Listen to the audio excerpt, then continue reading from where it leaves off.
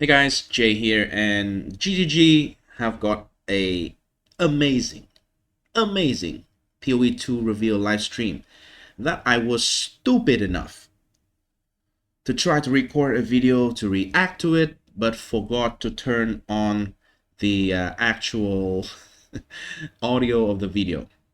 So basically, it's just a video of me sitting there with the audio muted. Sometimes I say something, but because you don't hear anything from the clip, so it doesn't make sense.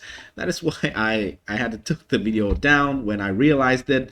I should have realized it earlier, but anyway, that is gone. There is no way I can go back to it. This time, I am going to have this video about something that I think is way more exciting, at least for the audience in this channel, because admit it, you click on this video because you see either AFK or zero button, and let's start, because why not? So AFK in PoE2, is it possible? To answer that, well, I have to say it's not like entirely certain, because we have not, most of us at least, have not touched the game yet, and even the ones who have played the game have only a very limited access and into a very early stage of characters in the game. I believe in Gamescom, in any event that GG have allow some players to be able to try out the game, to experience the game for the first time. So with all the information that we have that has been released by GG, by any source really, is it possible to have a AFK character in PoE2? From all that I think and from all that I assume, I think yes. And I want to talk about how maybe we can AFK in PoE2. Or not AFK literally, we still walk around, but have like a walking simulator character in PoE2 while not pressing any buttons most of the time. Let's get to it, shall we? So, this is surrounding the Infernal List. If you don't know what the Infernal List is, it is one of the Ascendancy class that you will have access to in the upcoming early access. And this one is from a witch, and when you ascend, you becomes the Infernal List, and I want to go through a little bit about the Infernal List, the Ascendancy class. First of all, it has a Loyal Hellhound. It is a minion that can take 20% of hits damage from you. Obviously, the minion can still deal damage. It have a Ignite Aura. From the wording that GG specifically said in their video, I think it's pretty much just like a Righteous Fire thing, but probably they are trying to simplify the concept of burning and ignite in PoE2, so it will only be just ignite. That is just my theory. I think they just want to simplify it because, to be honest, there is no real meaning of this thing, some source of damage in the game. That burn is just burning damage and not ignite damage. It's just wording pretty much. So in PoE2 they have the ability and they have the opportunity to actually simplify it. So I think this might symbolize something, but it may not. I don't know, but that's just my thought. Anyway, the Hellhound is a very powerful minion from all that we have seen. It pretty much is like a Chaos Golem plus a Flame Golem from what I see, plus Stone Golem with Safeguarding, actually, because it takes hits damage from you. Is a Stone Golem with Safeguarding. It has an aura that deals damage over time around your character. It is fire, but it is just like the Chaos damage aura from the Chaos Golem. And then also it is fire, right? Loyal Hellhound is fire. Right, so next one, Parametic Pack. This one is the interesting one for me. It converts your mana into Infernal Flame. The mechanic of Infernal Flame is whenever you cast your spell, instead of consuming mana, so your mana got reduced, right? You have 100 mana cost, your mana is 1000, you cast 10 times, it run out, right? Assuming you don't regen. Infernal Flame, however, let's just say it converts mana into Infernal Flame. So you have 1000 Infernal Flame instead of 1000 mana. Each cast from you costs 100 Infernal Flame right now. So instead of going from 1000 to 0, it goes gradually from 0 to 1000. So at 10 casts, your Infernal Flame reach 100, 200, 300, and then reach 1000. And at 1000, when you reach maximum Infernal Flame, it will consume all the Infernal Flame to deal damage to your character. That is the trade-off. So what does this mean here? This means two things. First of all, you don't need to worry about mana sustain, because all the trade-off becomes just basically you lose life, so you take damage. So if you can sustain through that damage taken, you don't need to worry about mana. You can just cast it however many times you want.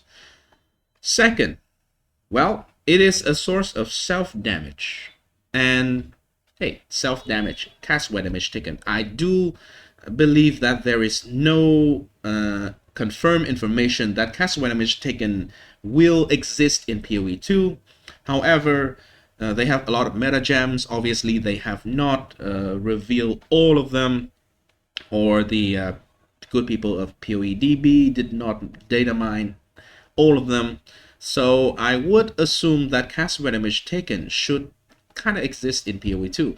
If it does, great. This is a really simple way to have a cast when damage taken loop. By manipulating the cost of your skill and your maximum mana / Infernal Flame number, you can reach maximum Infernal Flame in no time, very easily. And every time you do that, you take damage, and it will, cast when damage taken, and that will the spells that is triggered with cast when damage taken will cost mana. So that is a loop in itself already. That is very exciting. I don't think sustaining through the damage of Infernal Flame is going to be hard. Why? Because I have already seen they demonstrate the damage taken when they talk about the Infernal List in their video, in GG's video. The damage seems alright. It seems like about 30% of your health or something, at least with that character. So I assume it is going to be based on the amount of Infernal Flame / mana that you have, and then there's a multiplier or something, then you take that amount of damage in your HP. So yeah, cast when damage taken. Very nice, right? Next up, the next ascendancy point. Bringer of Flame. So while above 30% of Infernal Flame, all damage can count towards Ignite. This, from the wording of it, I have to say I'm not sure if it is going to be as powerful as the Shaper of Flame that we have in PoE1 with the Elementalist.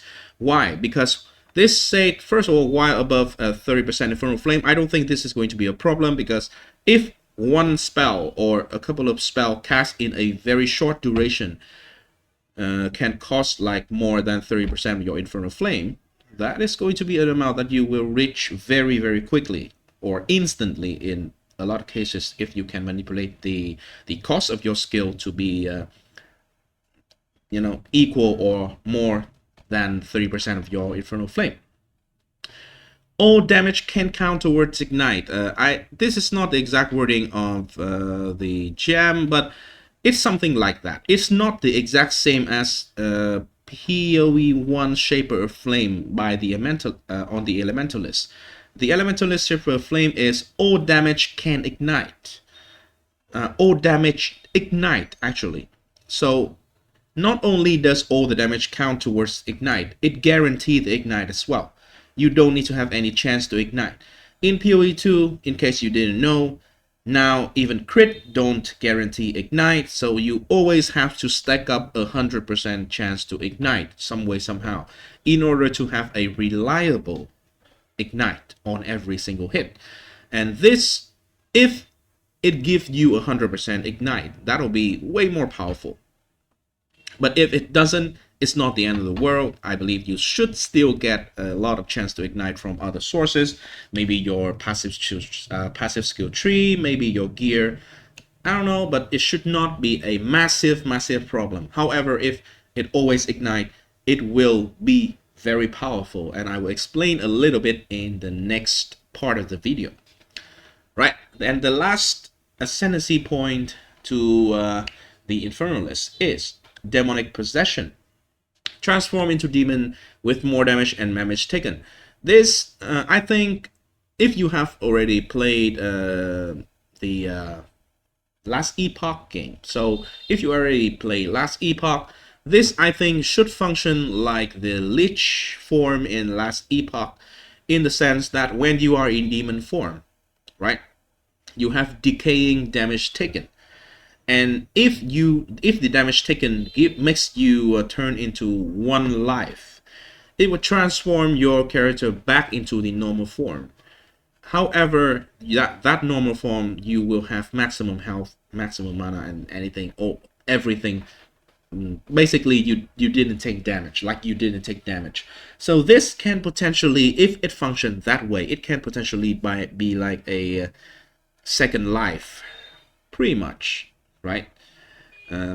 Anyway, even if it doesn't work that way, it's just basically more damage. You take more damage. That also can be used to manipulate the amount of damage that you take from any sources, including but not limited to Parametic Pack that we talked earlier, that you take damage when you reach maximum Infernal Flame, right? Now, let's talk about the loop itself. How potentially can we get a loop from all the things that we have known so far? First of all, obviously, Parametic Pack, I already mentioned. Infernal Flame gives you self-damage. It's a very easy way to get self-damage, I think. From everything that we have seen, it should be relatively easy to reach Infernal Flame at the max level. I think the design philosophy around this is they want everyone to play this class and be careful about taking the damage, because it can be potentially powerful, right? However, I think as a PoE person, as someone who has witnessed the word loop build or any cast when damage taken build really in PoE 1, we all see that this is exploitable. This is going to be a mechanic in the game that should be heavily, you know, abused, pretty much. So yeah, Parametic Pact, self-damage potentially can just allow you to have a cast when damage taken loop, assuming that gem exists in PoE2. But also it removes mana sustain, where it just basically becomes life sustain, which just simplify everything so much, right? Next source, meta gems. Meta gems here are basically all the trigger gems from all I believe. I think there's also like a reservation gem for auras and stuff like that. But meta gems, right now we have a bunch of them already. So things like cast on ignite.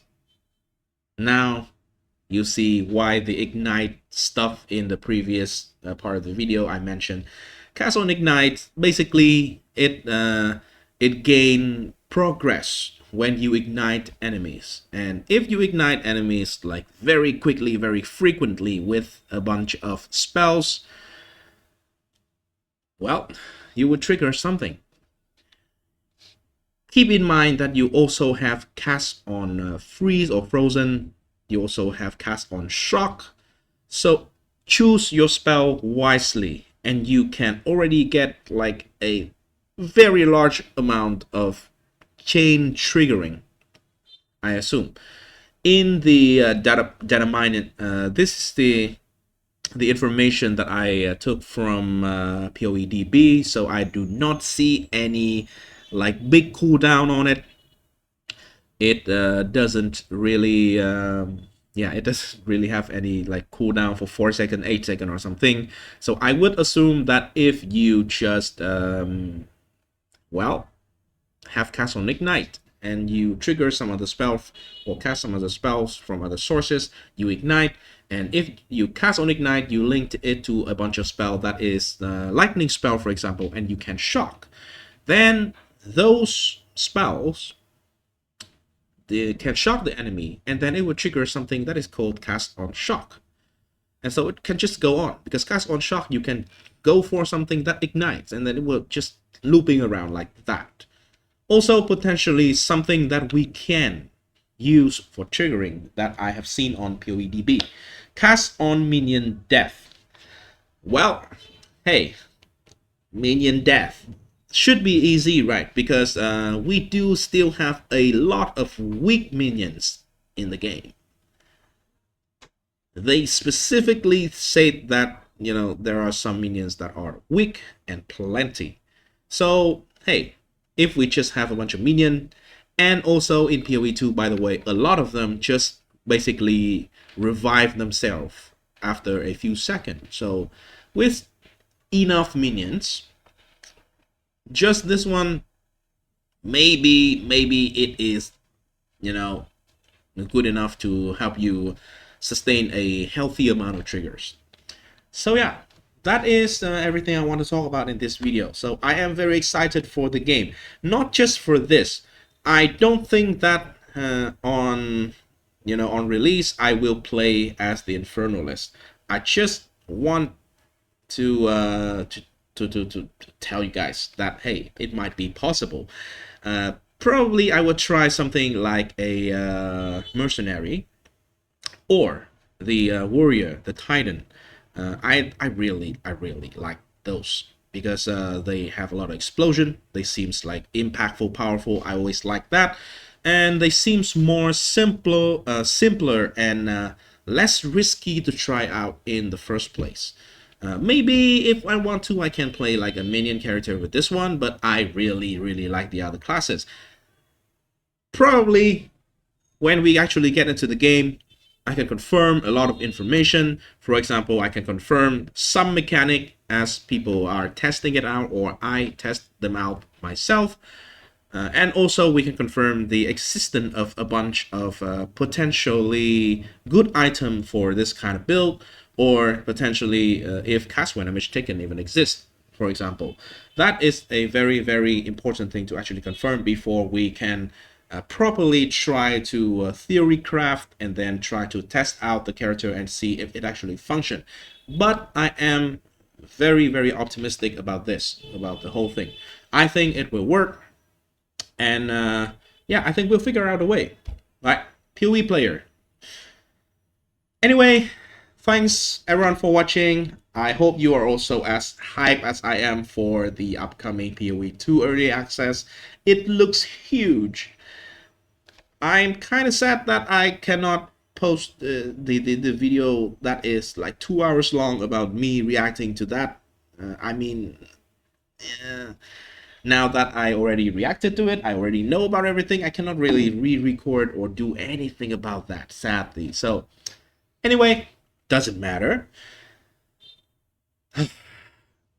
Let's hope that we can actually have a zero button build, zero button playstyle that still looks very explosive, very like screen cluttering, very graphic card destroying, those kind of thing. You know, the beauty of PoE1. We can see it in PoE2. I hope you have a good time. I hope you are still, you know, looking forward to PoE2 as much as I am. I am so excited right now. Thanks for watching, guys.